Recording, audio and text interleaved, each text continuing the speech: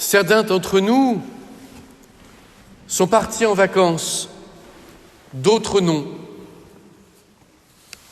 Pour certains, l'été a été ressourçant, pour d'autres non. Et la rentrée arrive. La première, avec ce virus dont toute la société est envahie, avec la peur qui va avec. Alors nous sommes appelés, à 2 jours de la rentrée scolaire pour les plus jeunes, à nous demander les uns les autres comment appréhender cette année. Alors, j'ai envie de vous proposer, comme le font les médecins, une ordonnance. En effet, les médecins nous invitent à manger sainement, à essayer de faire de l'exercice physique au moins 3 fois par semaine, à avoir un sommeil équilibré, et beaucoup d'entre nous obtempèrent. Le médecin l'a dit. C'est bon pour ma santé. Mais la santé la plus importante n'est-elle pas la santé de l'âme ? Et que faisons-nous pour notre âme ? Eh bien, je vous propose cette année de pratiquer de manière extrêmement régulière ce que j'appelle la promenade dans le jardin des Écritures. Se promener régulièrement dans les textes de la Bible, s'en imprégner, les respirer, les manger, afin qu'ils nous transforment.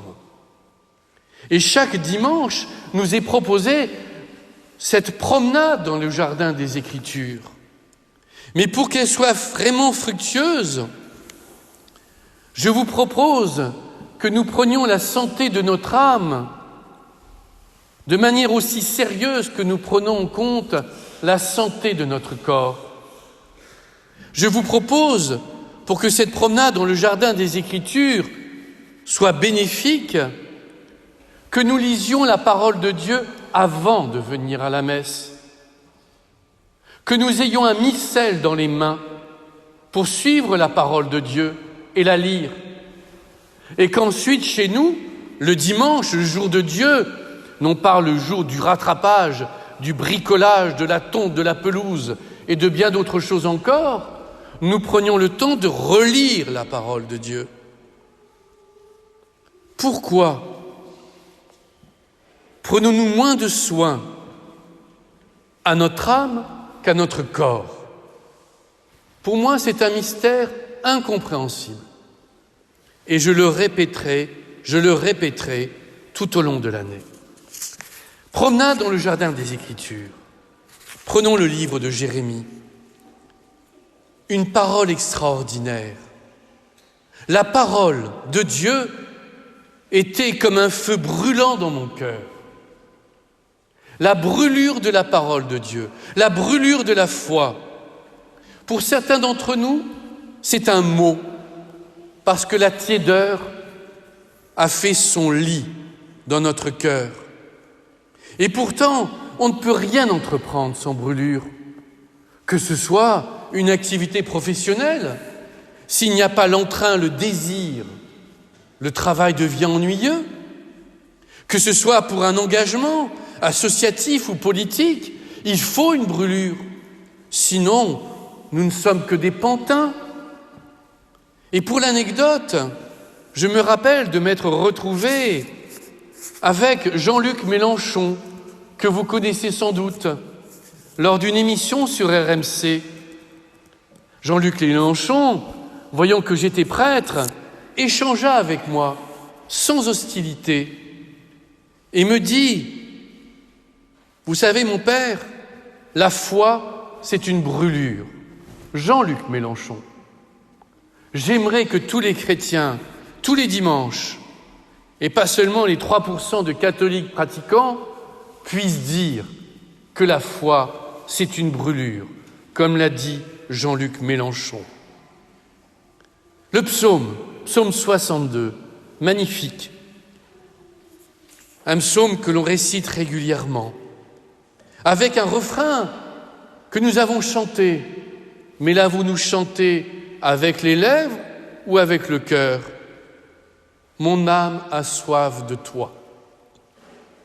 Après toi languit ma chair, terre aride, altérée, sans eau. Quand nous avons faim avant un repas, notre corps nous dit qu'il a faim. Nous sentons notre ventre se coincer. Nous avons le désir de manger. En est-il de même pour Dieu? Avons-nous faim de Dieu? Est-ce que lorsque nous n'allons pas à la messe, est-ce que lorsque nous ne prions pas tous les jours, régulièrement, au moins une fois par jour, notre corps nous dit « Dieu me manque, j'ai faim de lui, j'ai soif de lui ». La foi, c'est avoir faim de Dieu, c'est avoir le désir de s'en nourrir. Avons-nous faim de l'Eucharistie? Elle est fondamentale dans la vie d'un chrétien.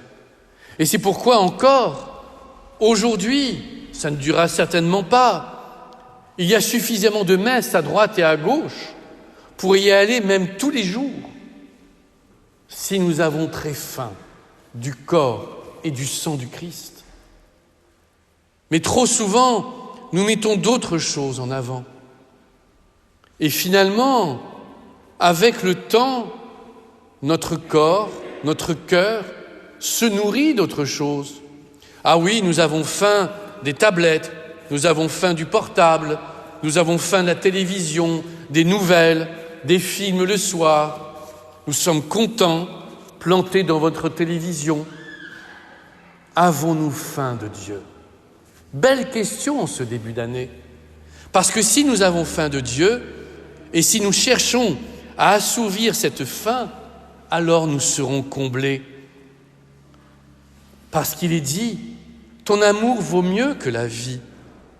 Tu seras la louange de mes lèvres. Continuons notre promenade dans ce jardin si merveilleux que Dieu a planté. La lettre de Paul aux Romains. Transformez-vous en renouvelant votre façon de penser.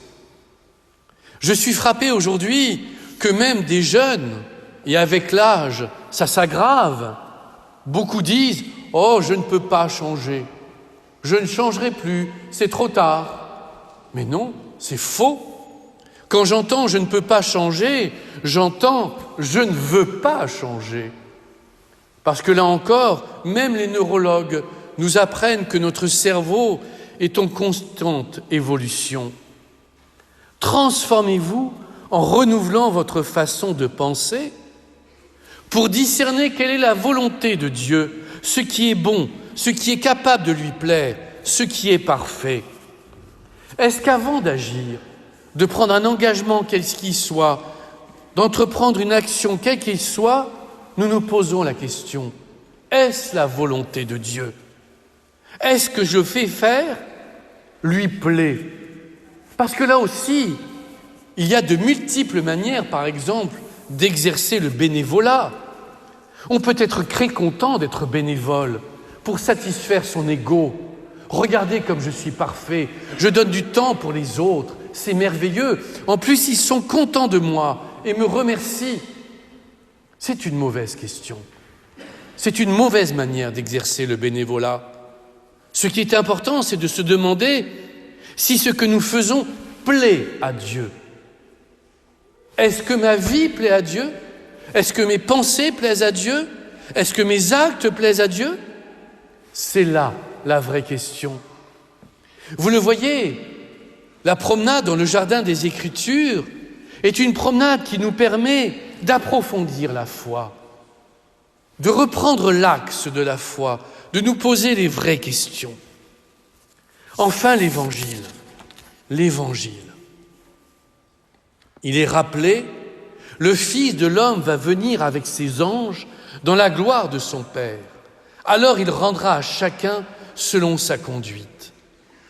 J'ai fait cette semaine une expérience intéressante. Atteint d'une très forte fièvre en début de semaine, J'ai été chez le médecin. Immédiatement, évidemment, test Covid.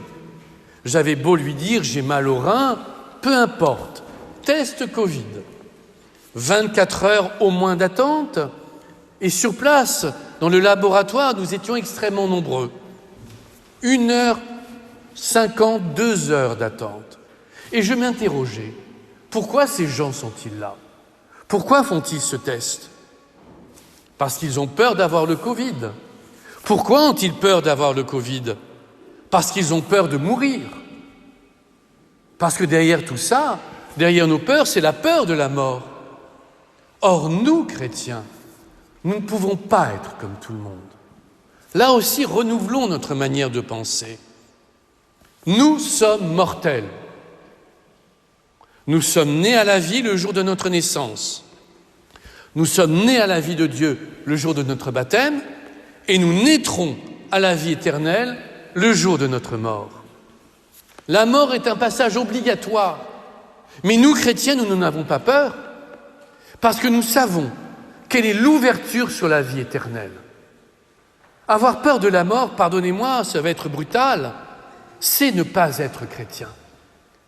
On peut exprimer, bien entendu, la tristesse, le désespoir face à la mort d'un être cher, bien entendu, et le Christ a pleuré lors de la mort de Lazare. L'espérance en la vie éternelle n'épargne pas cette tristesse, ce désespoir. Mais au fond, il y a, comme le soir de Pâques, cette lumière du cierge pascal qui, même si elle est fragile, nous rappelle la vie éternelle. Et nous rappelle en plus qu'au ciel, nous nous retrouverons. Nous serons ensemble dans la gloire de Dieu, à l'adorer, à l'acclamer, avec tous ceux et celles qui nous précèdent, tous ceux et celles que nous avons aimés. C'est cela la communion des saints. Alors oui, le Covid pose à l'Église de vraies questions. Et aujourd'hui, je cherche les saints Augustin, je cherche les saints Jean Chrysostome, je cherche les Grégoire de Nice, ces pères de l'Église qui avaient des discours forts, y compris sur la mort. Je trouve qu'il n'y en a pas assez. Alors oui, aujourd'hui, commençons cette rentrée différemment, comme si c'était la première. Amen.